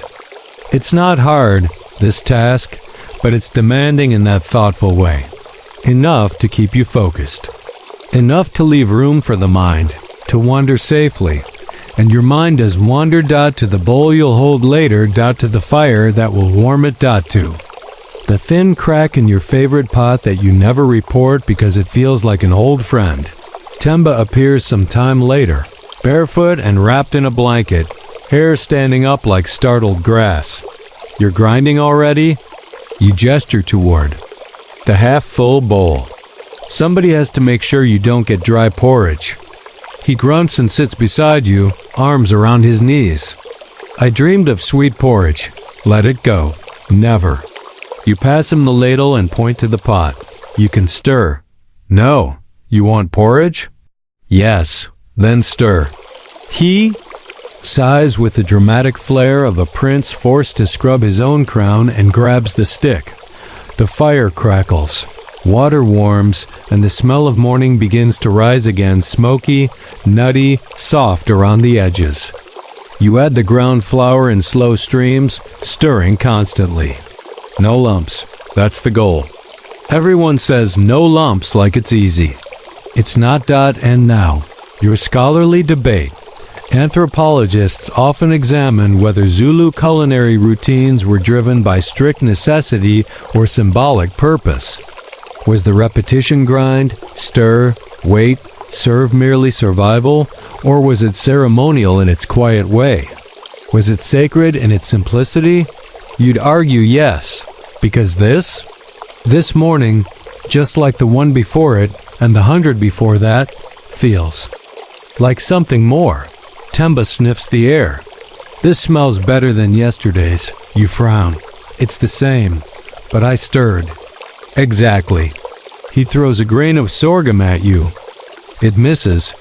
Badly. The porridge thickens slowly, and you each take a spoonful tasting for texture, heat, flavor. Perfect. The sun is just beginning to rise. Not fully over the hills, but enough to bleed orange into the indigo sky. You feel it first on your hands, then your face. As light finally meets warmth. It's time to call the others. You both rise, bowls in hand, and turn toward the huts. There are already feet shuffling, blankets pushed aside, sleepy complaints. Children clinging to half-dreams and fire-warmed sandals. But when they smell the porridge, everything changes. Feet speed up. Voices rise. Another day has begun, and breakfast is waiting. The bowls are laid out with practiced care, arranged in a lazy circle around the central fire. Some clay, some carved from old calabashes, each one with a faint chip or scratch that tells you exactly who it belongs to. The steam from the porridge, curls upward like ghostly fingers in the cool morning air. You pause for a moment to appreciate it. The smell of sorghum and firewood drifting into your nose, warming something deep in your chest. The others trickle out, wrapped in shawls, and sleep blinking at the dawn. You ladle out the porridge without ceremony. No speeches, no big declarations. Just one scoop after another, the sound of the ladle scraping the pot like an old song. Your grandmother gets her bowl first always. She takes it without a word, though you catch the faintest glimmer of approval in her eyes. Your mother's. Next. Then the kids, then your siblings, and finally, you and Temba. He immediately adds more amasi than is technically acceptable. Too much. You whisper. Too good, he replies. You both sit, cross-legged, spoons in hand, the fire crackling. Gently between you. For a few moments, no one speaks. The only sound is the soft clink of spoons against clay and the quiet sighs that follow each bite. It's different from the dinner circle quieter, less chaotic. The energy hasn't hit yet. Everyone is still tucked into the softness of sleep and dreaming, and the porridge becomes a gentle invitation to begin again. Now, here's your historical fact. Breakfast, especially in traditional Zulu culture, was not a feast, it was an anchor. The meal wasn't meant to dazzle. It was meant to prepare, to steady the body, warm the mind, and create a baseline from which work, decision-making, and ritual could unfold. Simplicity wasn't a flaw, it was function. The porridge is warm. Slightly sweet this morning, probably. A handful of groundnuts thrown in when you weren't looking. It settles in your belly with the same feeling as your first deep breath of the day. It doesn't make you leap to your feet. It makes you ready.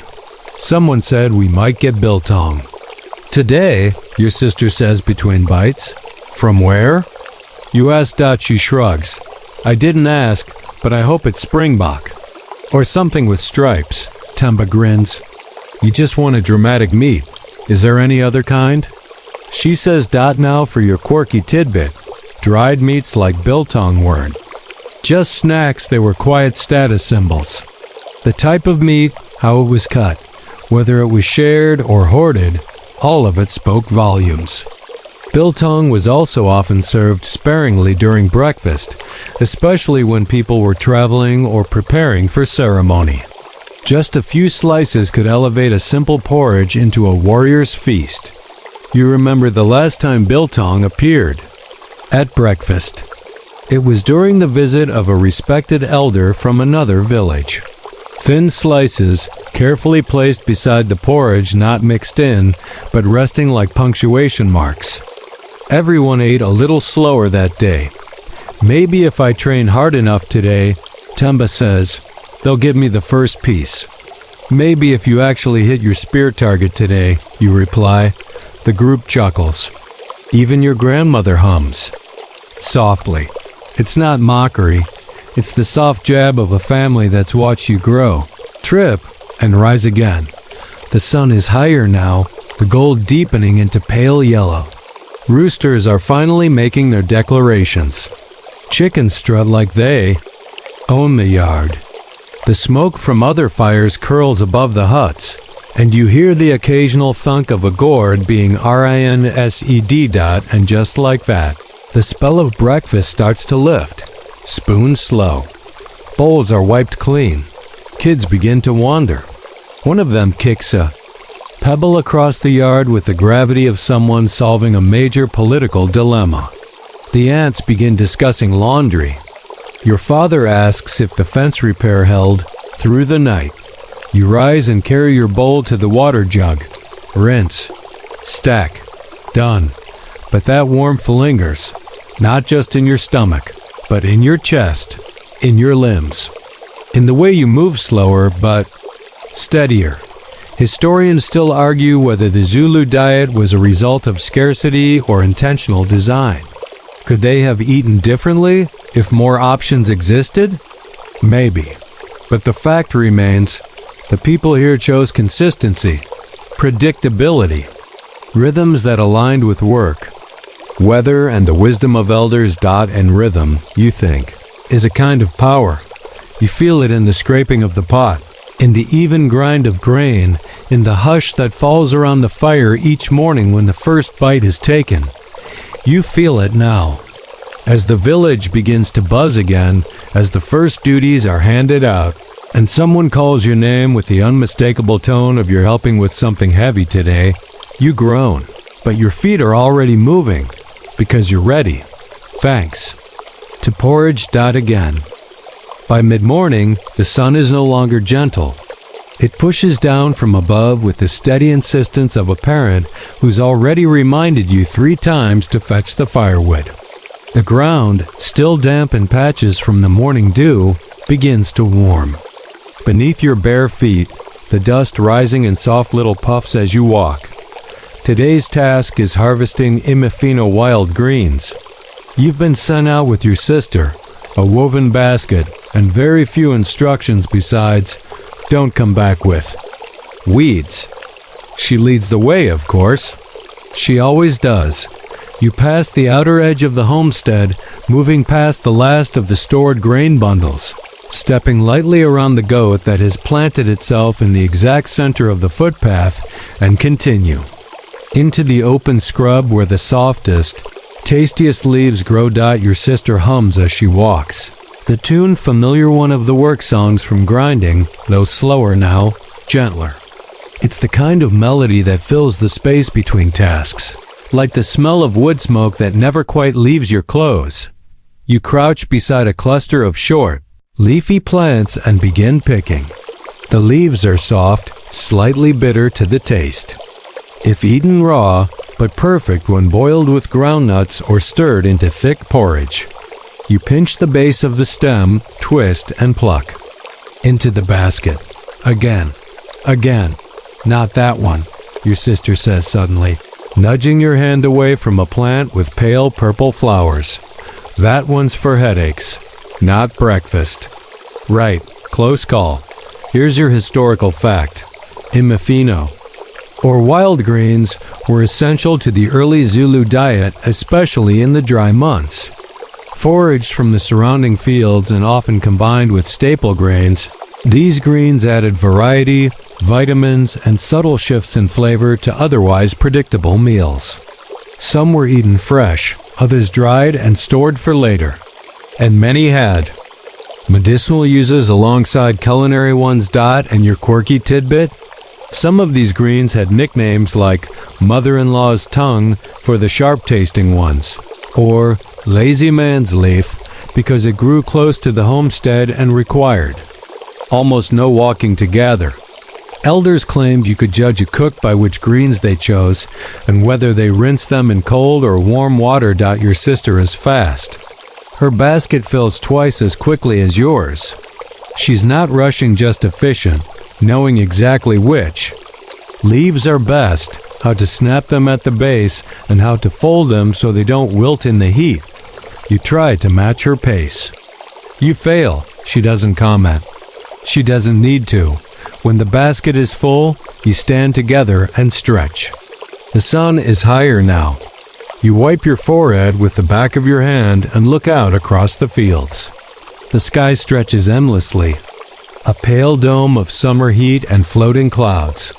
Somewhere behind you, the village calls a few voices, a dog barking, the occasional clang of a pot lid. We'll boil these with nuts, your sister says, already planning. Then mix in the soft amasi from yesterday. You raise an eyebrow. For breakfast? No, she says, for remembering breakfast. And here we land on an important idea. In Zulu culture, food was not always bound to the clock. Sure, there were traditional meal times, but dishes often traveled between roles. Breakfast porridge might reappear at sunset, cold and folded into a sour mash. Morning greens might be reserved for a late snack. And leftovers weren't just consumed, they were reinterpreted. Historians still explore whether this fluidity in meals came from resourcefulness or ritual. Was it survival or something closer to art? As you walk back toward the village, your sister points out other greens, naming them as if they're old friends. One that makes porridge taste richer, another used only when someone is sick, another. That your uncle swears makes your arms stronger. He still can't open the heavy water jar, so you're skeptical. You arrive just in time to see your aunt building a small cooking fire behind her hut. She raises an eyebrow at the full basket. Finally, she says, "I was starting to think the leaves had run away." She takes the basket, sifts through the harvest, and pulls out one leaf you didn't recognize. "This one's bitter," she mutters. "Perfect for warriors. Builds grit." You're not sure if she's joking. She's probably not. You sit nearby and help with the washing. The leaves go into a clay bowl, water poured over them, then gently shaken, not stirred. You've been scolded for stirring too many times to make that mistake again. Soon, the pot is heating over the fire. A few crushed nuts added, a pinch of salt, and a scoop of sorghum flour. It's not breakfast in the traditional sense, but it smells a lot like the memory of breakfast, familiar, nourishing, deeply ordinary in a way that feels important. And when you taste it hot, slightly bitter and rich, you realize something strange. You don't miss the morning bowl, because this bowl reminds you of it. Because the flavor is part of the rhythm. Because porridge isn't just a meal, it's a cycle. Again. You finish your bowl slowly, each bite carrying the warmth of the fire and the faint bitterness of fresh immersive. There's something deeply grounding about it, even if the greens make your tongue tingle slightly. You don't complain. It's not polite, and besides, you suspect your aunt is watching from behind her bowl, waiting to see who flinches first. Temba flinches first. Across the fire. He coughs after one bite and tries to cover it with an exaggerated yawn. No one buys it. Your sister smirks, your aunt shakes her head, and someone mutters, "He's too soft for wild greens." You lean back against a basket of firewood and let the sun press against your face. It's late afternoon now, the time when shadows start getting longer again, stretching thin across the dust like sleepy fingers. The village has settled into its quiet middle hours, and even the dogs have stopped pretending to be alert. In the distance, a drumbeat starts slow, ceremonial. You all look up. Ceremony? Temba asks. You nod. Rain prayer, probably. 2. Early for a wedding. Too calm for a funeral. And here's your historical fact. Zulu communities often aligned food and ceremony with seasonal shifts. When rains were scarce or the air felt too heavy, prayer gatherings were called. These weren't always grand events, often they were simple. Shared moments led by elders, held near ancestral trees, with offerings of grain and shared drink. Sometimes they were preceded by a special breakfast, symbolic, humble, often made with last season grain. You rise, brush your hands on your legs, and follow the sound. Others have already begun walking in small groups toward the gathering place just beyond the kraal, beneath the old fig tree whose roots have long since swallowed. An old stone seat that no one dares move. There's a circle forming. Elders at the front, seated low on carved stools or smooth rocks. Everyone else stands in loose rows, heads slightly bowed, arms relaxed at their sides. A clay pot is passed around, a light beer brewed from sorghum, thick and slightly sweet, not meant for intoxication but for communion. You take a sip when it reaches you, earthy, cool, tangy, like a fermented echo of breakfast. Then you pass it on. And now, your quirky tidbit. In some traditions, sorghum beer used in ceremonies had to be stirred with a branch from a tree struck by lightning. It was said to carry the strength of storms, the urgency of thunder. No one quite knows how often that rule was enforced, but lightning-struck trees were definitely watched closely. The ceremony isn't long. A few chants, a soft hymn sung by the grandmothers, a prayer spoken into the earth rather than shouted into the sky, and then silence long, patient silence as the wind picks up and carries dry leaves in slow spirals across the clearing. It's over. And just like that, people begin to drift back to their homes, slower than they came, quiet but content. You walk with your sister and Temba. No one speaking for a while. Then Temba says, "They should have prayed for meat or honey." Your sister rolls her eyes. "Maybe if you'd offered some of your portion." "Too risky," he replies. "The ancestors prefer modesty, but I'm modest about being greedy." You laugh. As you return to the homestead, the sky begins its dramatic shift, blue giving way to orange, orange to gold, and finally that soft lavender gray that means fires will soon be lit again. You help carry in a basket of dry branches, laying them beside the hearth. Your mother is already cleaning the pot from earlier, humming under her breath. "Porridge again tomorrow?"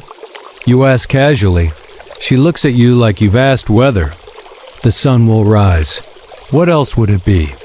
You grin, just checking. And that's the thing, the comfort of certainty.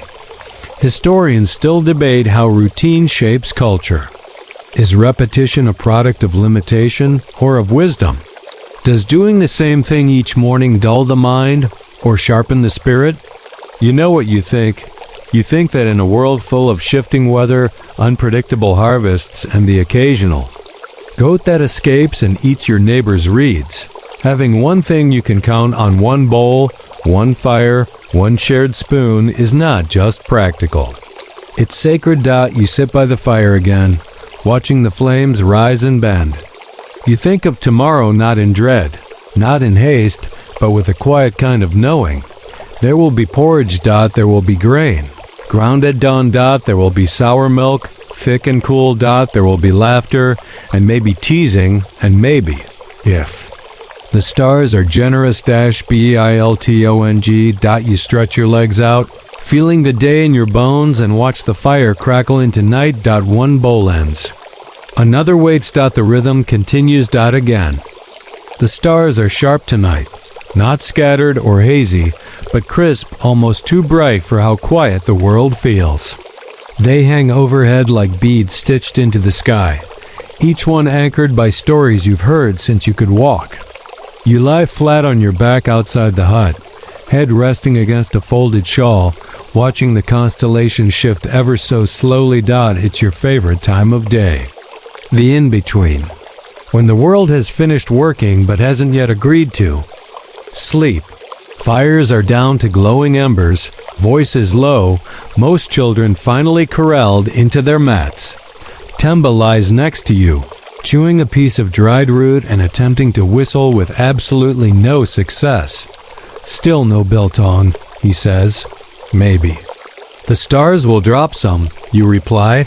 "Maybe they'll drop you." You both laugh, quiet, relaxed laughter that requires no effort, the kind that only happens after a long day well lived.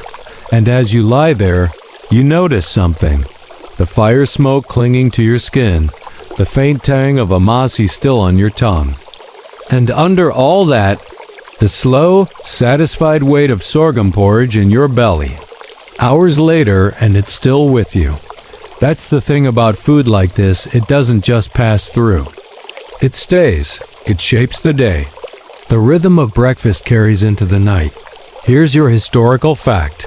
In many Zulu households, especially during dry seasons or ceremonial fasting periods, leftover porridge was preserved for evening meals eaten, cold or reboiled with herbs. It wasn't waste, it was rhythm. The cycle of nourishment bending back on itself, quietly reminding everyone that today's strength was built yesterday. And here's your quirky tidbit.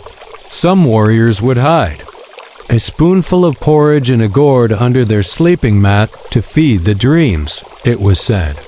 Whether it helped or not is anyone's guess, but it made waking up feel like an act of continuity, not disruption. You close your eyes for a moment and imagine that dreams rising on steam, stirred gently with a carved stick, ladled into your mind like morning light. "Did you know?" Temba says suddenly. "Some people think eating porridge before bed gives you weird dreams?" You open one eye. That's just because you snore like a cow. That's unrelated, he says with dignity. I'm talking real visions.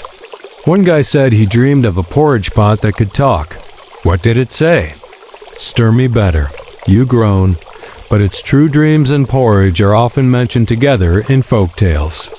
Tales of warriors who stirred too fast and ended up in the future. Of chiefs who forgot their morning bowl and had their words fall apart mid-speech.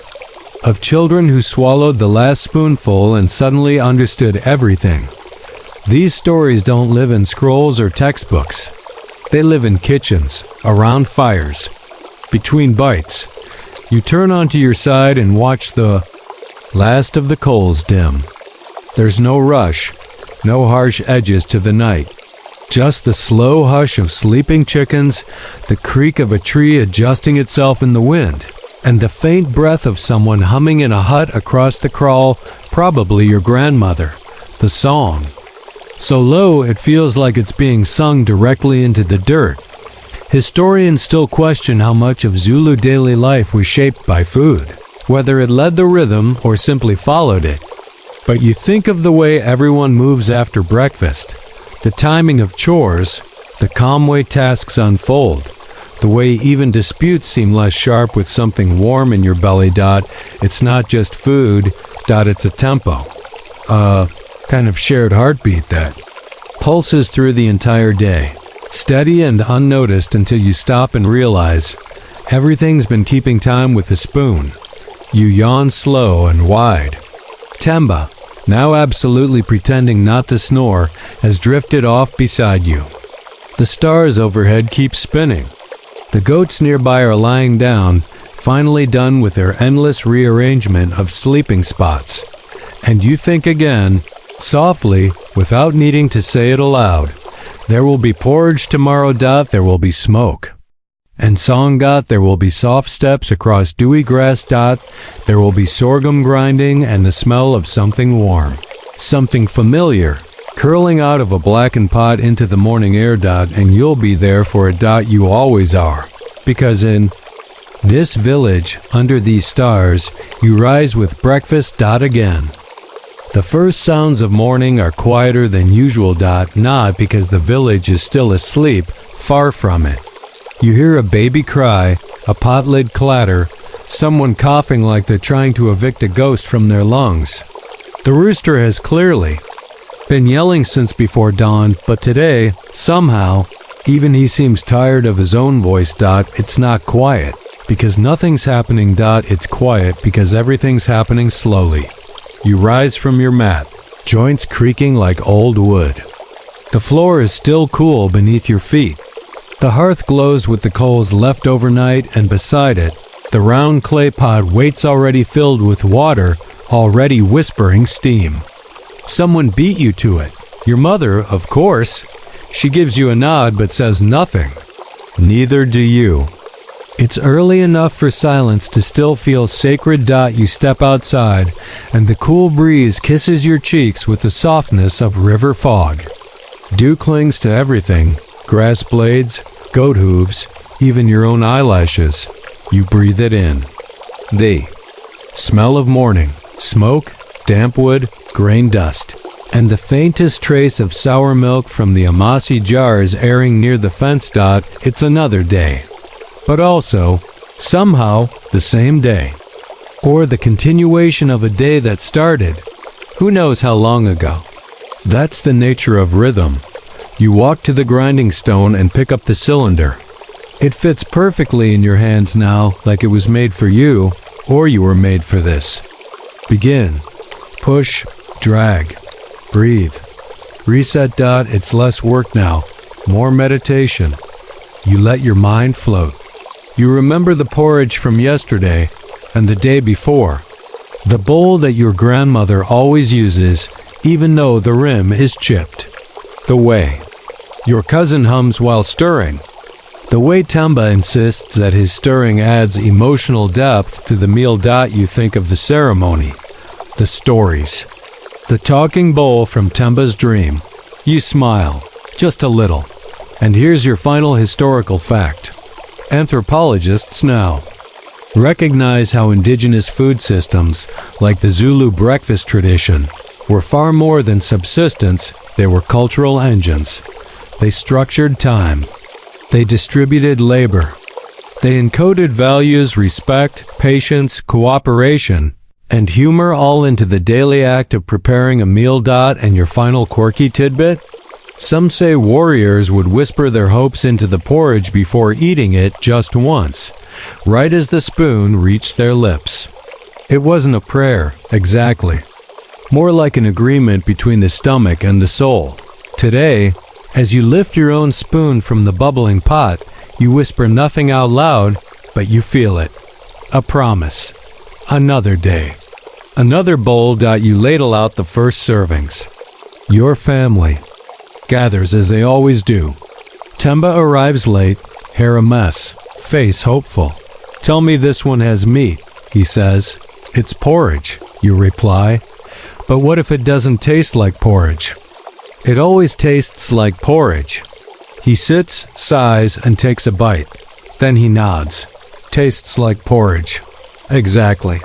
You all eat together, the sky warming above you, the sun slowly rising from behind the ridge. Shadows fade. Birds start, squabbling in the trees. Someone laughs, your sister probably. The day begins not with a bang, but with a spoon, and you wouldn't have it any other way, because in this village, in this life, you rise with porridge. You move with porridge. Remember with porridge. And long after the fire dims and the bowl is empty, and the spoon rests on its side in a puddle of thickened grain, the rhythm remains. A quiet beat in your chest, a whisper in your breath, a warmth in your bones. A start, a return, a life. Again. Asterisk. And now, as the day fades again into gentle quiet, let your mind follow the rhythm it's learned, the rhythm of footsteps. Unpack dirt, of a wooden spoon scraping the bottom of a clay pot, of morning voices rising with the steam, and laughter settling gently beside the fire. The porridge isn't just food, it's memory. It's a heartbeat that starts the day again and again, with no need for alarms or calendars. Just the hush. Before dawn, the hand on the stone, the first curl of smoke from the hearth. Let yourself drift now. Feel the ground beneath you, firm, warm, familiar. Let the echo of the grinding song, soft and slow, wrap itself around your breath. You don't need to chase anything here. Not the clock. Not the sun. Not even sleep. It's already finding you. Let your body grow heavier with each moment. Your chest rising gently, like the surface of a pot just beginning to boil. Your limbs softening like well-cooked grain. Your thoughts blending, slow and thick. Like porridge stirred without haste. And as your breath slows, remember this. The rhythm will wait for you. The bowl will be there. The fire will be lit. The morning will come gently. Not rushing, but ready. Ready to greet you with the same quiet strength, the same soft nourishment, the same simple grace. So rest now, traveler. Let the smoke curl. Let the song fade. Let the spoon fall silent. You've eaten. You've lived. And now, you sleep.